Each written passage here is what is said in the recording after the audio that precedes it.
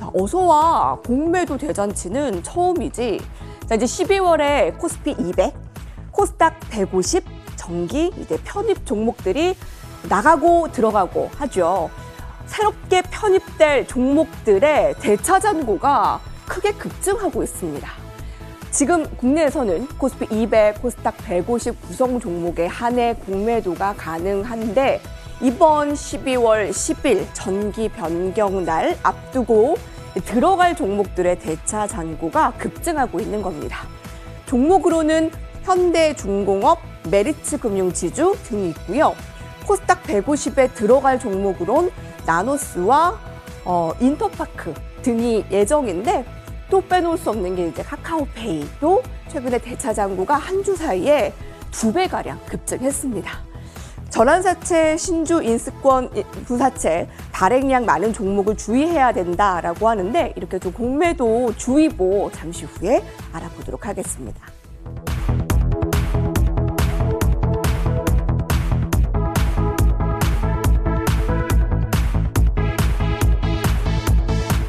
내일 모레네요. 이제 코스피 200, 코스닥 150 이제 변경이 이루어지는데 자, 새내기 종목들 주의할 부분들이 분명히 있다. 저 공매도 급증. 아마 카카오페이가 좀 큰 또 관심인 것 같고 어떻게 맞아요. 보십니까, 선생님? 카카오페이를 비롯해서 뭐 현대중공업이라든가 인터파크 그리고 또 HK 이노엔 이러한 종목들이 어떻게 보면 좀 몸을 사리고 있다 이렇게도 볼 수가 있겠는데요.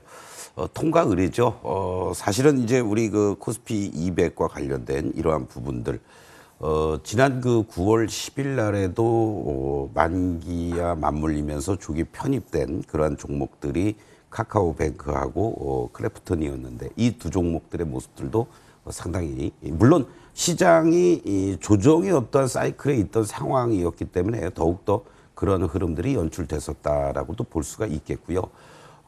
이 동안에 과연 뭐 새롭게 편입이 되거나 또는 편출이 되는 이러한 이유는 그만큼 어떤 시가총액이라든가 여러 가지 면에서 올라왔다라는 얘기가 되겠죠. 과연 이랬을 때 최소한의 6개월 기간 동안 이 회사의 시가총액이라든가 여러 가지 부분들을 감안했을 때 밸류에이션 대비해서 고평가가 됐느냐 아니면 적절하냐 또는 저평가되어 있느냐에 따라서 편입이 되자마자 공매도로 출회될 가능성도 있는 그러한 대차 잔고가 급증하고 있는 것들은 우리가 일단 조심해야 된다라고 말씀을 좀 드리겠습니다.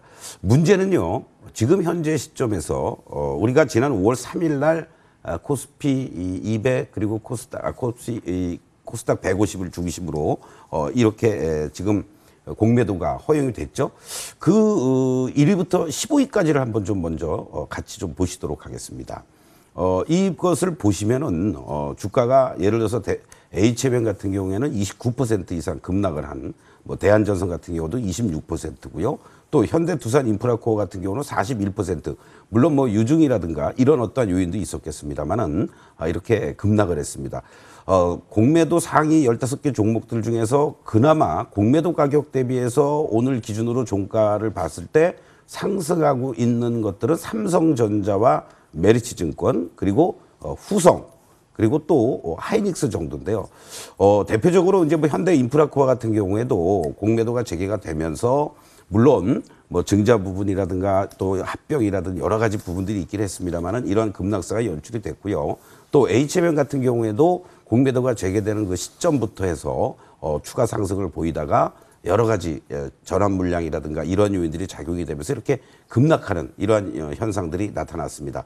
반면에 후성 같은 경우에는 공매도하고 아랑곳 없이 오히려 이 공매도한 친구들은 오히려 25% 손실을 보고 있다는 얘기거든요.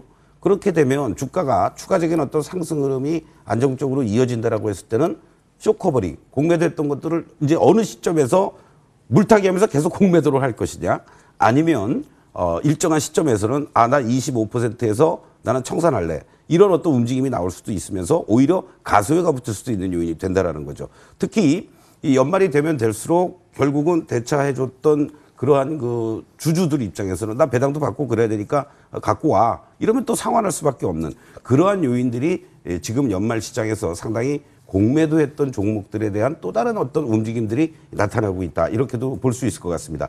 결국 그 대표적인 것들이 물론 삼성전자라든가 SK하이닉스의 외국인들의 매수세가 들어오는 것도 있지만 일정하게 이러한 어떤 공매도를 청산하는 과정에서의 수요도 예상이 되고 있다. 이렇게 여러분들이 좀 보시면 좋을 것 같고요.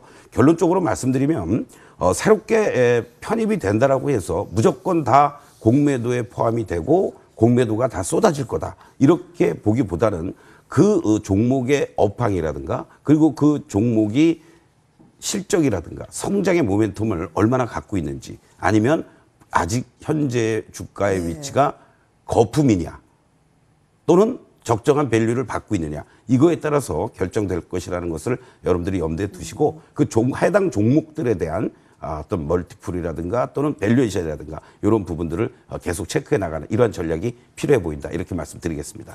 내일 모레네요. 네, SL 명신산업, PI 첨단소재, 메리츠 금융지주, 또 현대중공업 그리고 카카오페이도 특례 편입 조건에 맞춰져 이제 10일에 편입이 되게 되는데 공매도 증가와 또 패시브 자금 유입이라는 또 양면의 영향을 받을 것으로 보입니다. 10일 또 체크하시고 오늘도 공매도와 관련해서는 한투현이 공매도의 문제점을 또 지적하면서 또 촉구하는 시위를 오늘 또 강하게 하기도 했네요.